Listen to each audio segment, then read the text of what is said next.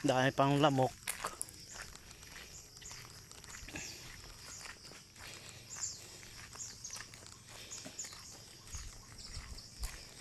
Gubat na gubat pala ito.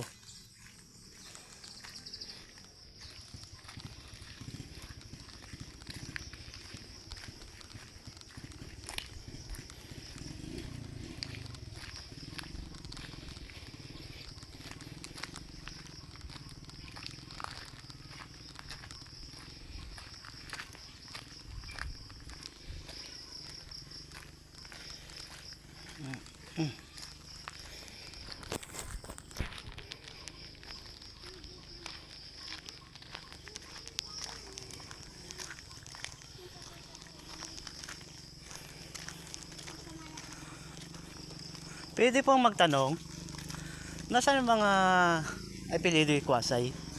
Jason? Ayan po. Ano? Ito nga pa, oh. Ayun pala alam mo eh. Eh ba't parang walang tao? Hawakan niyo mo. Yan yun yung nakita ko sa picture na nilay natin ang bayawan. Ito pala ang bahay. Dahil yung aking anak eh sumama yung baga o hindi maintindihan. Tao po. Sumama dyan sa lalaki na yan. Tagalabasan kami. Parang walang tao. Tawagin daw. Kaso parang wala tao. Tanong niyo ho dyan sa mga kapitbahay. Ayun pala ang bahay. Diyan ho, tanong niyo. Baka nandiyan sa court. Tanong ho niyo dyan sa may bahay dyan. May nakapansin daw na kahapon daw may nakaabang na van. Yung lalaki daw ay nakabag. Ibig sabihin, nagluwas na.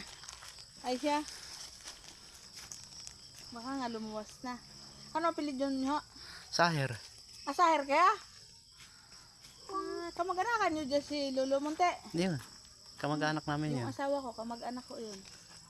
Mga sahir siko sila. Siko. Mga dibilin. Oo. Hindi Yan pala.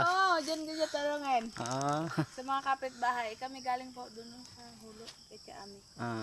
Doon ang bahay namin. Mapunta kami Dati sa kami nandun nakatira sa papuntang Manambaw. Manambaw pa. Ito ganyan nga ho yung asawa ko. Anak ng Erlinda. Ayun. Naglabasan din ho sila dati. Bago umahon na siya. Naghulo na rin. Sige, salamat. Tanong nyo ho diyan, baka napansin nila. Kaya nga. Naparinig ko lang.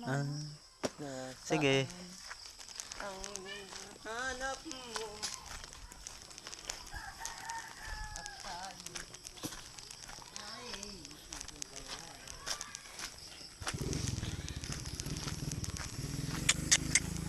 Kami naghahanap po guys.